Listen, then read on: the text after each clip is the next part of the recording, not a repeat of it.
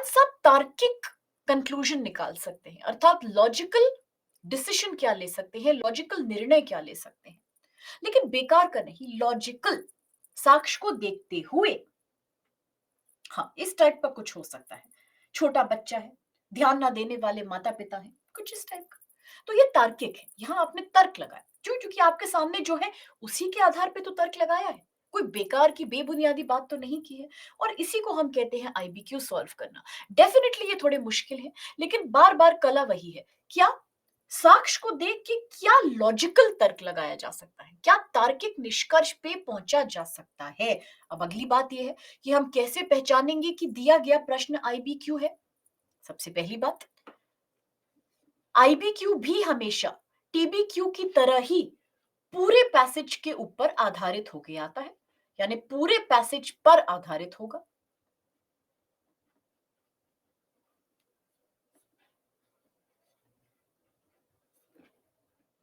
दूसरी बात, आईबीक्यू हमेशा आपसे यही शब्द पूछेगा रह रह के, दोहरा दोहरा के, जैसे जैसे कि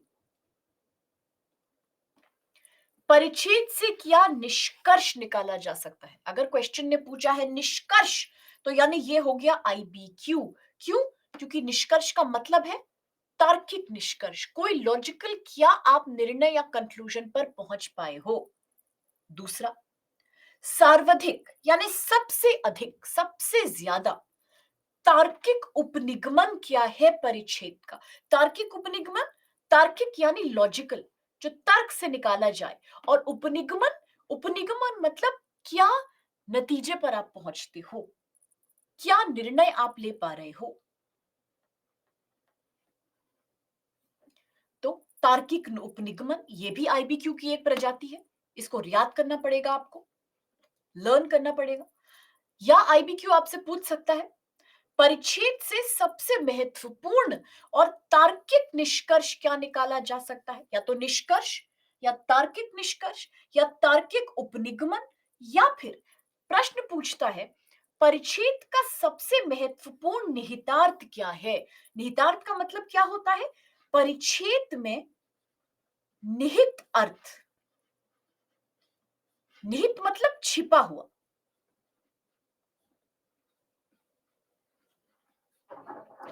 जब भी हम किसी चीज को, छिपी हुई चीज को बाहर निकालते हैं, वो होता है निहित। इस परिच्छेद में कौन सी बात छिपी है, कौन सी बात निहित है, यानी परिच्छेद में कौन सा अर्थ निहित है, तो इसको हम जोड़ के कहते हैं, संधि करते हैं, निहितार्थ। तो परिच्छेद में सबसे महत्वपूर्ण निहितार्थ क्या है, ये भी आईबीक्यू है। आईबीक्यू का full form inference based question. Inference यानी तार्किक निष्कर्ष, अनुमान।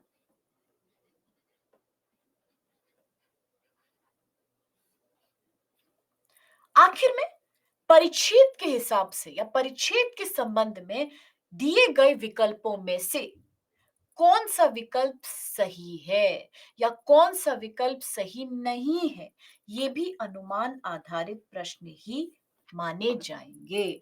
तो ये बात प्लीज ध्यान से याद रखें कि अब तक हमने 3 प्रजाति के क्वेश्चंस देखे हैं जो यूपीएससी सीसैट परीक्षा के कॉम्प्रिहेंशन में आते हैं। सबसे सरल होता है पीबीक्यू, परिच्छेद आधारित। ये डायरेक्ट क्वेश्चन है, इसका उत्तर साफ साफ परिच्छेद में डायरेक्ट आपको देखने को मिलेगा, जैसे पुस्तकालय वाला प्रश्न। अगला आपने देखा टीबीक्यू, यानी थीम बेस्ड क्वेश्चन, जहां आपको परिच्छेद का मेन आइडिया या मुख्य विचार, केंद्रीय विचार, सार, क्रांतिक संदेश पहचानना है कि परिच्छेद लिखने के कारण क्या है, परिच्छेद का मुख्य उद्देश्य क्या है। लास्ट, और ये पूरे परिच्छेद पे आधारित होके आएगा। ऐसे ही आखिरी है आईबीक्यू, इन्फरेंस बेस्ड क्वेश्चन, अनुमान आधारित प्रश्न। ये भी पूरे परिच्छेद पे आधारित होके ही आता है। यहां आपको दिए गए परिच्छेद की बातों को देख के इसके हिसाब से कोई तार्किक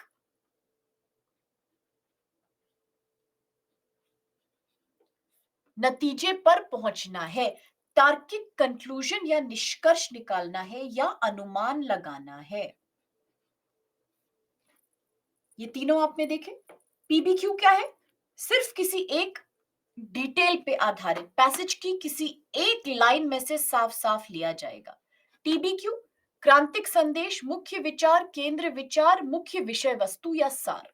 आईबीक्यू निष्कर्ष, तार्किक निष्कर्ष, तार्किक उपनिगमन, निहितार्थ या परिच्छेद में से इनमें से कौन सी बातें सही हैं। That's all. ये क्लियर है सबको? क्लियर है तो आगे बढ़ सकते हैं। कोई डाउट? सबसे ज्यादा आईबीक्यू आएगा, सबसे कम पीबीक्यू आएगा। सबसे स्कोरिंग और सरल आपका पीबीक्यू ही है, सबसे कठिन और तंग करने वाला आपका आईबीक्यू है।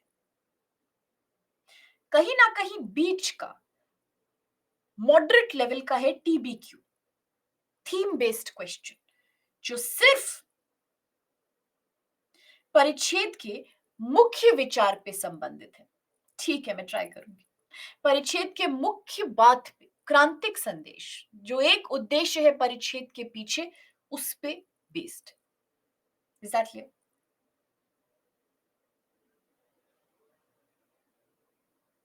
अभी बस करने ही जा रहे हैं। अब तो बस करना ही करना है। बात करने के दिन लग गए, अब करने के दिन आ गए, परिश्रम आगे करना है। जैसे हमने thank you so much, so sweet. जैसे आपने पीबीक्यू की एक वैरायटी देख ली, पुस्तकालय। टीबीक्यू की एक वैरायटी देखी, हडसन टनल, हॉलैंड टनल। ऐसे ही अब जो हम देखेंगे, ये कोई सैंपल क्वेश्चंस नहीं है।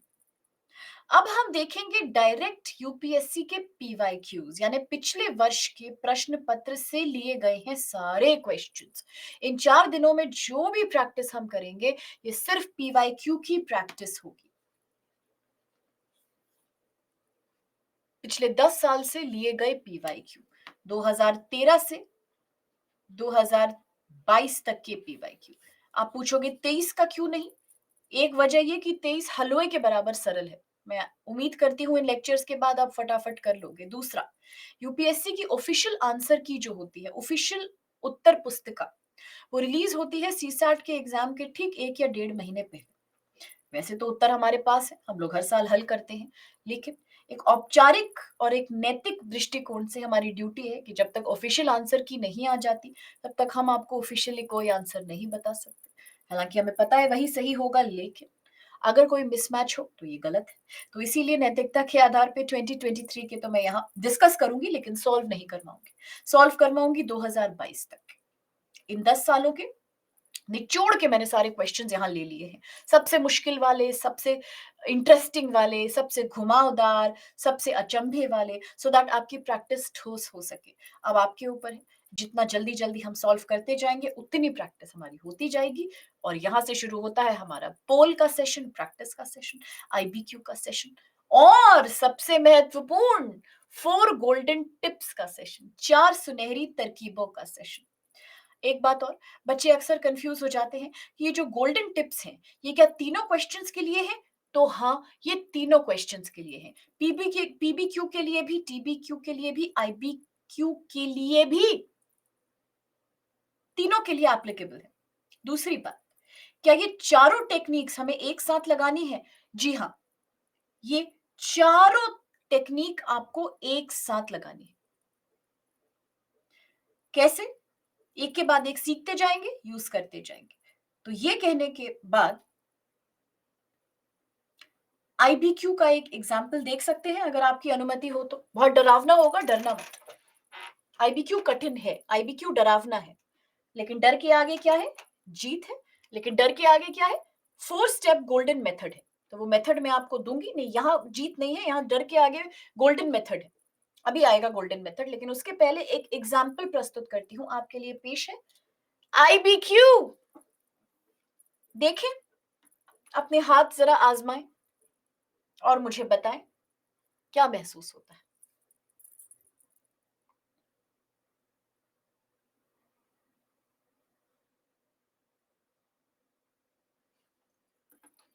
बहुत बढ़िया। विज्ञान या साइंस से संबंधित प्रश्न है, बीमारियों से संबंधित है तो विज्ञान ही होगा। प्रश्न कहता है सार्वधिक तार्किक उपनिगमन। इसका मतलब ये कीवर्ड्स तो आईबीक्यू के ही हैं। समझ में आ गया?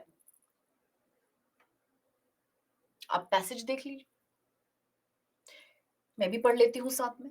खाद्य जात बीमारियां उत्पन्न करने वाले बहुत से रोगाणु के विषय में जानकारी नहीं है। रोगाणु, बीमारी पैदा करने वाले कीड़े, जर्म्स, खाद्य संक्रमण, इन्फेक्शन, फूड पॉइजनिंग, खेत से लेके थाली तक किसी भी चरण में हो सकता है। भाई बहुत ही स्वाभाविक बात है। खाना पैदा होता है खेत में, खलिहानों में, और आता है हमारी थाली में। कैसे? फसल कटती है, साफ होती है, धुलती है, बिकती है, हम खरीदते हैं, पकाते हैं, खाते हैं। चूंकि खाद्य विषाक्तीकरण, फूड पॉइजनिंग, खाने में जो जहरीलापन है, की अनेक घटनाएं अप्रतिवेदित रह जाती हैं। लोगों को पता ही नहीं चलता कितनी सारी इस तरह की बीमारियां फैल रही हैं। वैश्विक खाद्य जात बीमारियों का सही प्रसार अज्ञात है। इतनी ज्यादा बीमारियां हैं और विश्व के स्तर पे हो रही हैं कि लोगों को पता भी नहीं है कि कितनी ऐसी बीमारियां फैल रही हैं। अप्रतिवेदित हैं। इनके बारे में किसी को जानकारी या सूचना भी नहीं हो पाती। अज्ञात है। अंतर्राष्ट्रीय पर्यवेक्षण, इंटरनेशनल रख रखाव में सुधार हुआ है और इसके कारण जन जागरूकता भी बढ़ी है। लोग जागरूक हैं पहले से। तथापि खाद्य उत्पादन में तीव्र वैश्वीकरण के से खाद्य को नियंत्रण करना तथा अनुरेखित करना कठिनतर होने के कारण उपभोक्ता की भेद्यता भी बढ़ रही है। भाई जब दुनिया भर में खाना फैल रहा है, बांटा जा रहा है, चीन में पैदा हुआ राइस अमेरिका में खा रहे हैं लोग, अमेरिका में पैदा हुआ गेहूं लोग खा रहे हैं ऑस्ट्रेलिया में, भारत में पैदे हुए दाल, गेहूं लोग खा रहे हैं ब्राजील में। यानी वैश्वीकरण, ग्लोबलाइजेशन है खान पान का। अब ऐसी स्थिति में जहां खान पान इतनी तेजी से दुनिया भर में फैल रहा है, बांटा जा रहा है, क्या पता चलता है कहां पर विषाक्तीकरण हो गया और कहां कोई बीमार पड़ गया? नहीं पता चलता।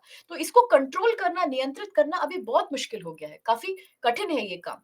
और इसीलिए जो उपभोक्ता है, जो खाने वाला है, जो मैं और आप हैं, कंज्यूमर है, हमारी जो भेद्यता है, भेद्यता मतलब हमारी जो संवेदनशीलता है, हमारी जो सेंसिटिविटी है, बीमार होने के हमारे जो चांसेस हैं, वो कहीं ज्यादा अब बढ़ गए हैं।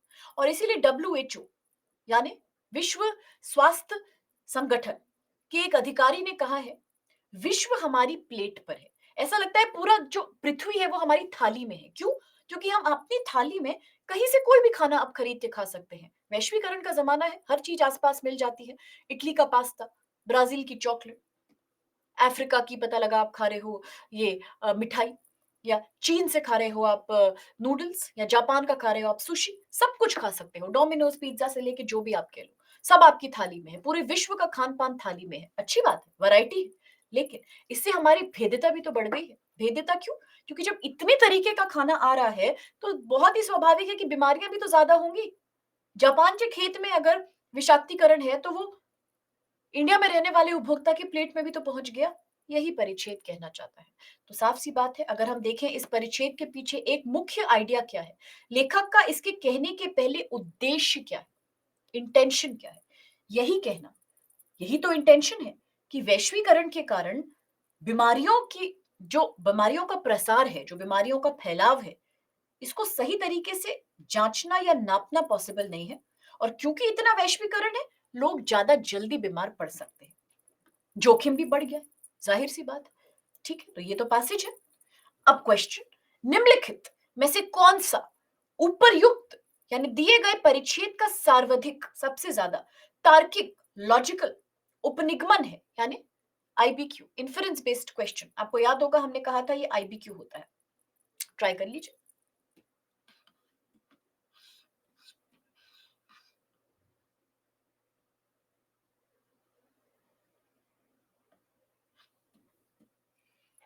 ट्राई कर लीजिए। मुश्किल है, कोई प्रॉब्लम नहीं है।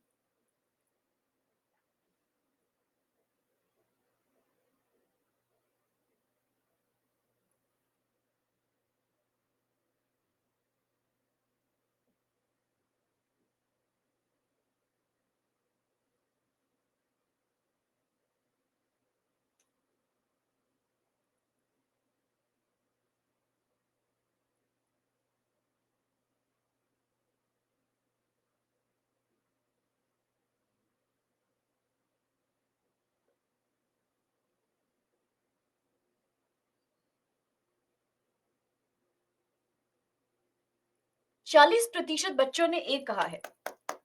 बहुत बढ़िया। ये तब है जब अभी गोल्डन रूल्स बताए नहीं गए। ये तब है जब सुनहरे नियम अभी सीखे ही नहीं। तब ये परफॉर्मेंस है। 33% बी, 11% सी, 16% डी। बहुत सारे बच्चों ने अटेम्प्ट नहीं किया, कोई बात नहीं, मैं समझ सकती हूँ। जब बहुत बढ़िया सही हो गया तो भी अच्छा, गलत भी हो गया तो भी कोई प्रॉब्लम नहीं है, क्योंकि कभी रूल्स हमने सीखे ही नहीं है। मेथड और तरकीब अभी सीखी ही नहीं है। सिर्फ on the basis of your own try आपने बहुत ही अच्छा अटेम्प्ट किया।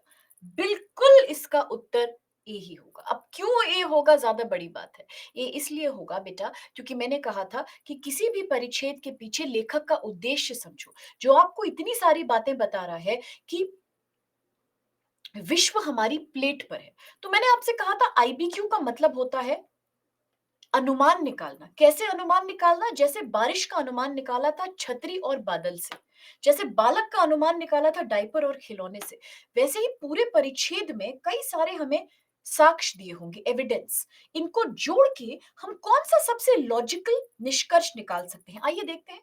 क्वेश्चन ने यही तो कहा है। क्वेश्चन ने ये तो नहीं कहा कि परिच्छेद का सार क्या है, मुख्य विचार क्या है। लॉजिकल निष्कर्ष तो देखिए, जोड़िए साक्ष्य।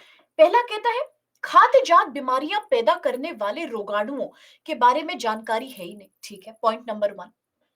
दूसरा, खेत से लेके थाली तक कहीं भी बीमारी फैल जाती है। ठीक है। तीसरा पॉइंट कहता है कई घटनाएं अज्ञात रह जाती हैं, पता ही नहीं चलता।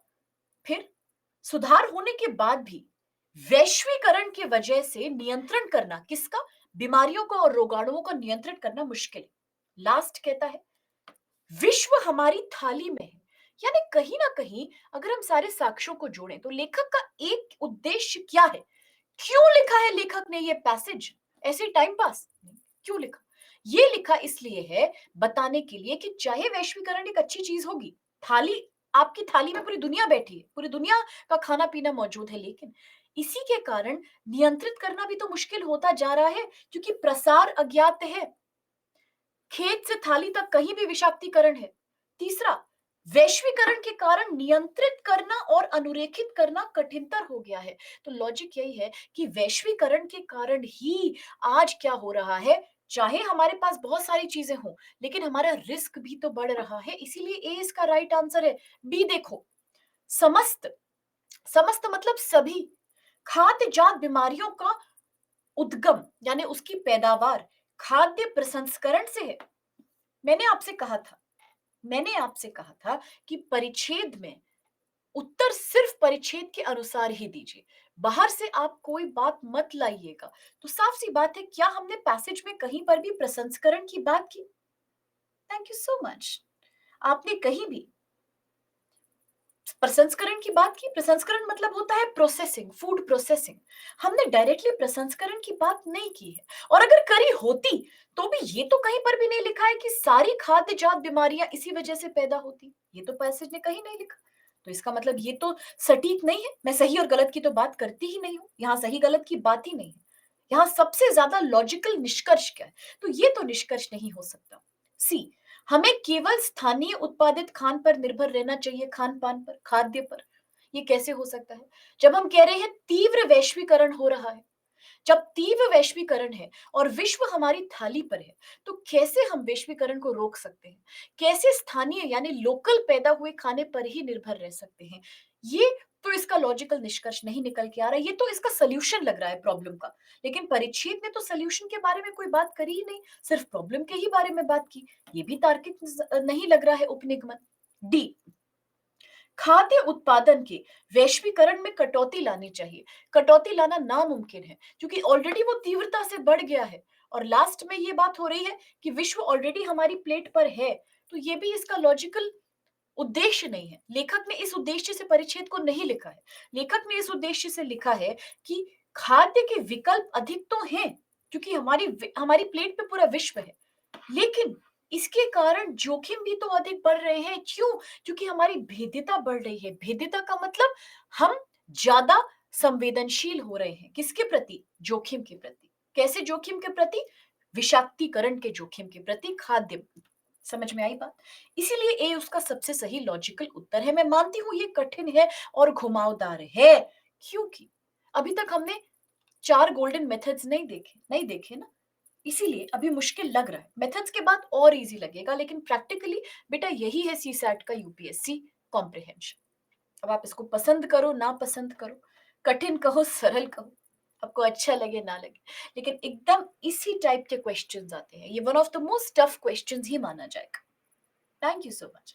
यही आता है बेटा एग्जाम, एक छोटा सा पैसेज, उस पे आधारित आईबीक्यू, अनुमान आधारित क्वेश्चन, तर्क लगाते हुए सही उत्तर को निकालना है। कैसे निकालना है? ये समझते हुए कि परिच्छेद क्यों लिखा गया, क्यों लिखा गया। जिस दिन ये समझ आ जाएगा क्यों लिखा गया, उस दिन उत्तर मिलना बहुत सरल हो जाएगा। कहीं ना कहीं पैसेज में ही आंसर छिपा हुआ होता है। बार बार आपसे एक ही बात कह रहा है, अनुरेखित करना मुश्किल है।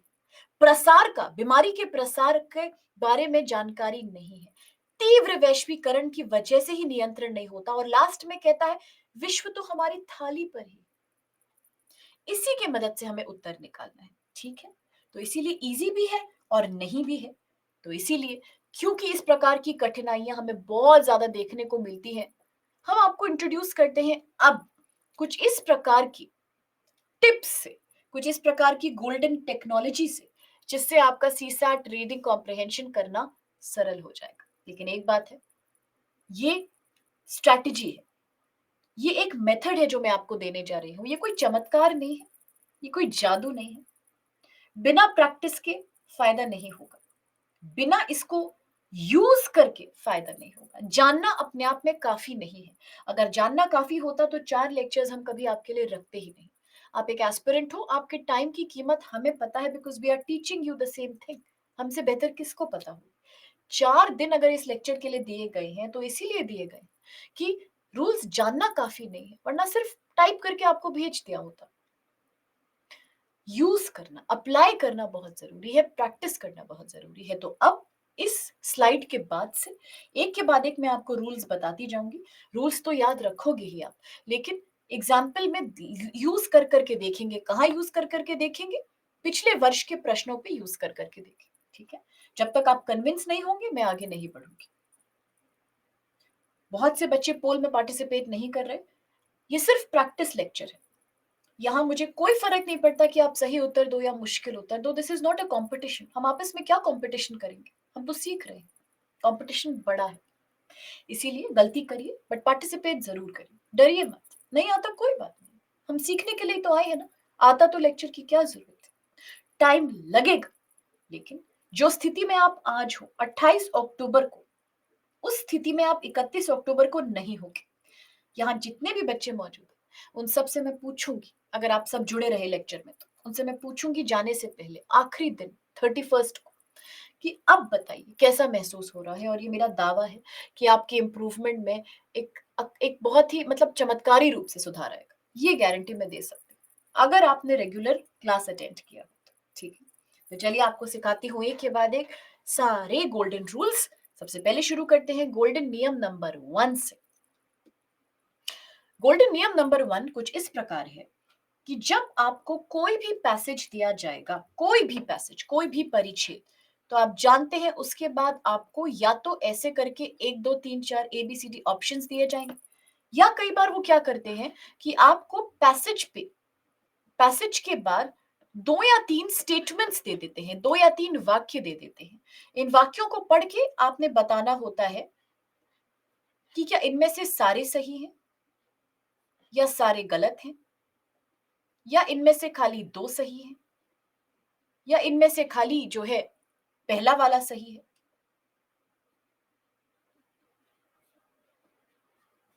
यही दो पैटर्न पे क्वेश्चन आते हैं सीसैट कॉम्प्रिहेंशन। अब ये दोनों के केस में स्ट्रैटेजी लगेगी। और गोल्डन रूल नंबर 1 पीबीक्यू में भी लगता है, टीबीक्यू में भी लगता है, आईबीक्यू में भी लगता है। क्या है ये रूल? ये सबसे मजेदार रूल है। ये कहता है कि किसी भी परिच्छेद के बाद जो एबीसीडी ऑप्शन होते हैं, ध्यान से सुनिएगा, ध्यान से बच्चे, इन ऑप्शंस में अगर कोई एक्सट्रीम शब्द है, अगर कोई एक्सट्रीम शब्द शामिल है, तो वो ऑप्शन 99.5% गलत होगा।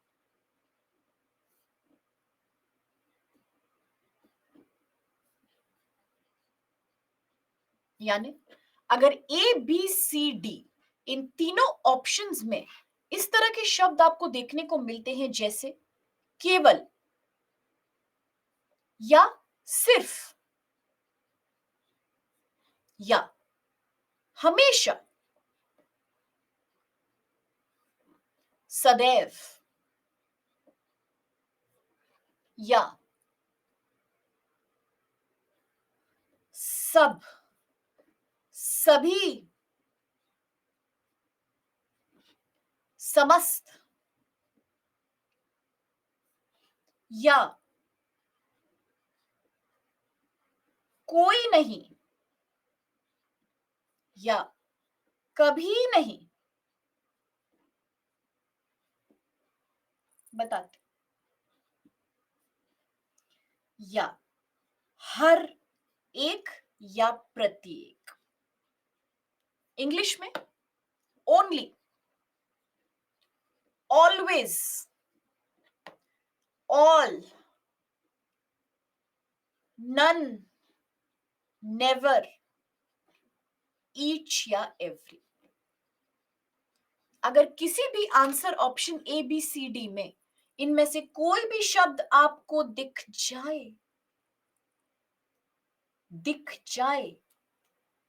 तो इसका मतलब है कि वो आंसर ऑप्शन 99.5% गलत ही होगा। और जो अगर ऐसा नहीं हुआ, तो अगर 0.5% पॉसिबिलिटी के केस में ये रूल फेल हो गया, तो ये तब फेल होगा जब क्वेश्चन पीबीक्यू होगा, अर्थात पैसेज बेस्ड क्वेश्चन। सिर्फ तब फेल हो सकता है, वो भी सिर्फ 0.5%।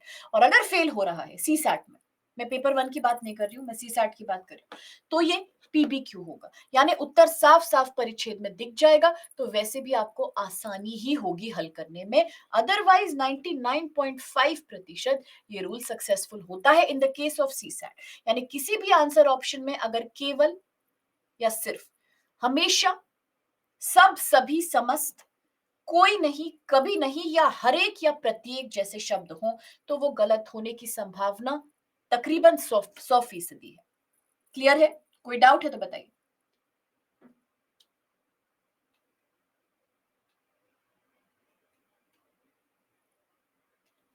बताइए। तो अगर तो अगर ये रूल आपको थोड़ा पहले पता होता, तो अब उस क्वेश्चन पे चलते हैं जो हमने अभी सॉल्व किया था 2018।